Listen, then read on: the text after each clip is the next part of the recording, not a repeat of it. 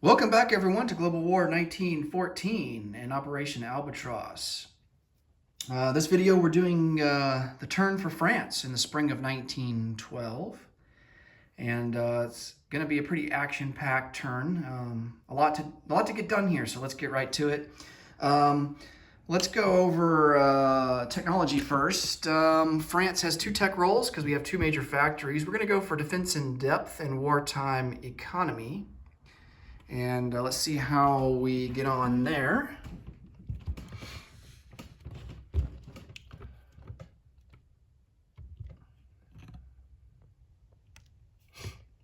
So wartime economy is going to be the yellow die, defense in depth, the black die.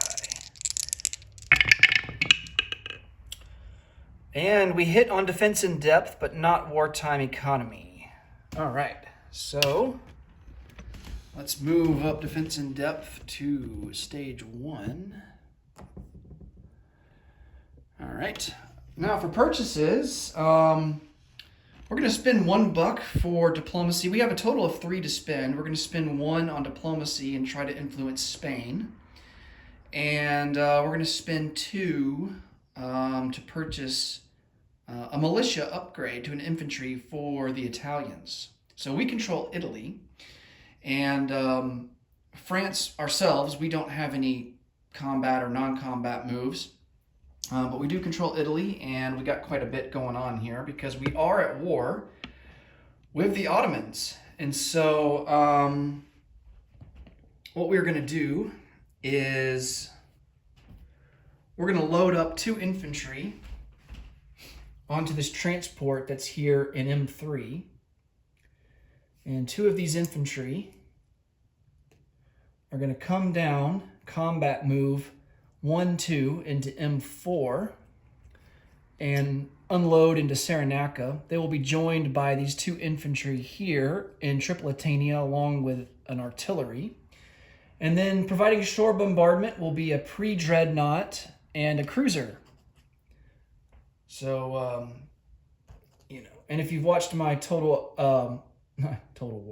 my Global War series, 1936 series, my shore bombardment luck has not been the best. So let's see if we can change that here in this playthrough.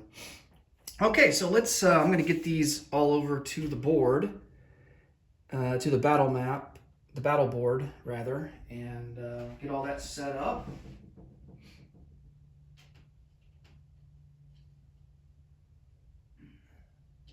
Now, this is desert terrain. So unfortunately, all of the infantry and the artillery as well will be reduced on their attack by 1. I think the artillery is, man, now I can't remember. Let me double check that. Let's see.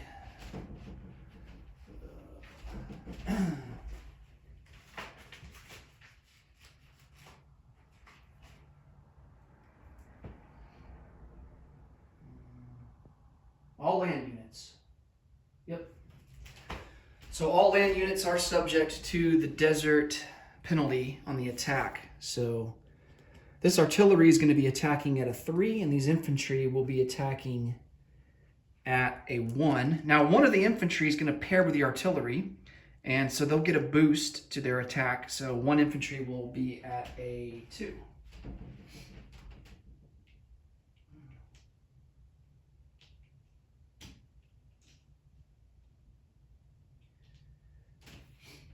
So the artillery does have first strike, but we've got to resolve our shore bombardment first. Okay. So for shore bombardment, the cruiser will hit at a 2 or less. The pre-dread will hit at a 3 or less. So here's the cruiser at a 2.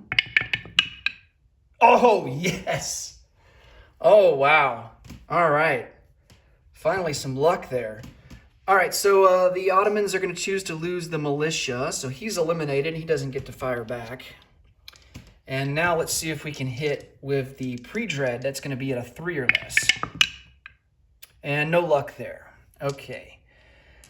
All right, so we have artillery at a 3 or less, artillery first strike. So if we hit, then the only defender that's left is a camel, and he will lose without being able to fire back. Oh, we almost hit. Oh man, if it weren't for the desert penalty, we actually would have scored a hit there. All right, we have 3 infantry. 3 infantry at a 1.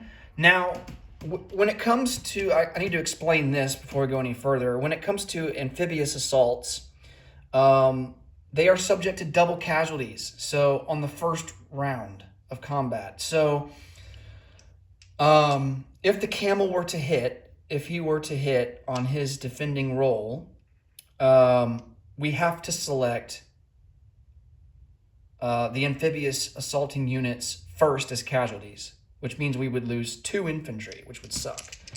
So, but let's see if we can at least get a hit here on the attack in the first round. We have 3 infantry at a 1. No luck there on that. And then we have 1 infantry at a 2. And no luck there. All right, so the camel will defend at a 2 or less, and let's hope that he does not hit. And whew, he almost did. Oh man, that would have been bad. All right, so let's go on to round 2. We've got 3 infantry to 1. Ah, there's our hit that we need. Excellent. And then the camel. We're not subject to double casualties this time. All the amphibious assaulting troops have made it ashore, and so the camel is now at a 2 or less.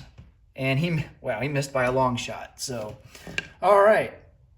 So the Ottomans will lose Cyrenaica, and the Italians will take ownership of it.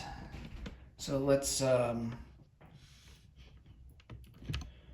remove the Ottoman roundel. It's not worth anything. The Italians, regardless, they don't collect income here in the prequel. So, but the fact that we took Cyrenaica, I think, will benefit us at the end of the Italo-Turkish War, because I think we get some rewards for it. So that is good at the very least. And we went through that entire battle without any casualties, so that's even better. So now we have 4 infantry in Cyrenaica to go along with an artillery. And I can take all these combat markers off of here. Okay, so now we go to the non-combat phase, and got a couple of moves here. So we've got some ships that we want to move. Of course, these guys have come out of port.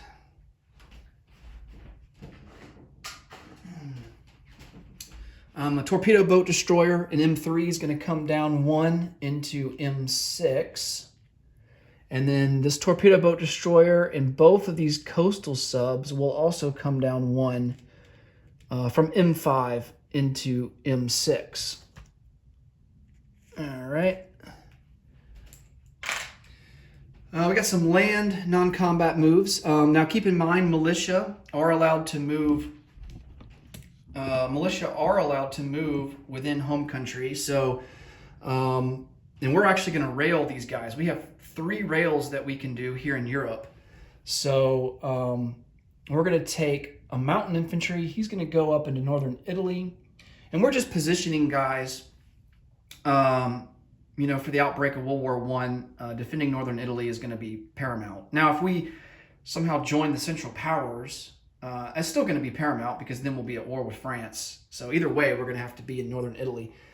And then all these militia, 1 is going to move from Rome up to northern Italy. I'm not worried about defending any of my home country, because the Ottomans can't invade in the home country. And so I think it should be good. Now, let's see. Maybe we do want to keep 1 in Rome, just in case, now that I'm thinking about it.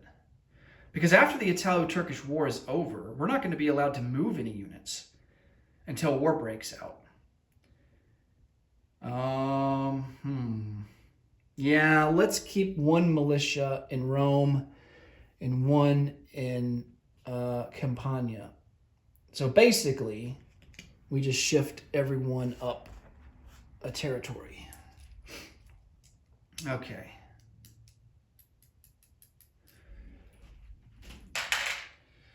Okay, and so I think that does it for non-combat. Let's place some units.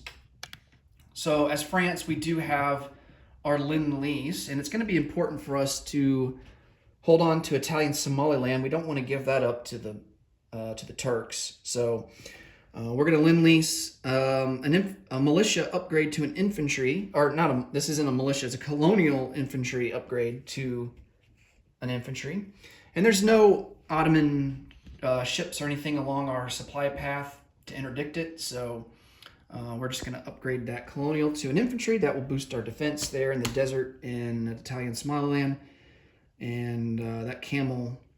camels do not... desert penalties are not imposed on camels, so they will attack at a 3, even in the desert. Now, they're limited. They really can only operate in the desert. And so, and cavalry, of course, if they're in the desert, they would take the desert penalty on the attack. So, but camels are good in that they aren't subject to the desert penalty rules. Okay. So that's why we wanted to boost the defense there, because we defended a 4. The camel will attack at a 3, and, you know, with a colonial there, he defends at a 2. So that's slightly at our disadvantage there. Okay, so that will take care of that. Oh, we've got to do our diplomacy roll for Spain. I about forgot that. Okay.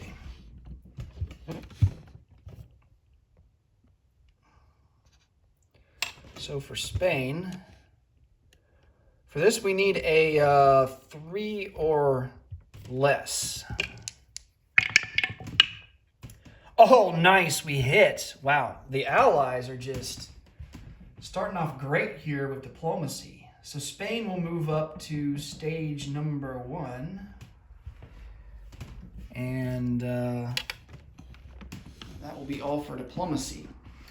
All right, so we spent all of our money. So we have 0 in the bank right now. We collect 3, so we will have 3 in the bank for next turn. All right, that will do it for France. Next up will be, let's see, the Ottomans. And that should have some action to it as well on their turn. Until next time, take it easy. Bye for now.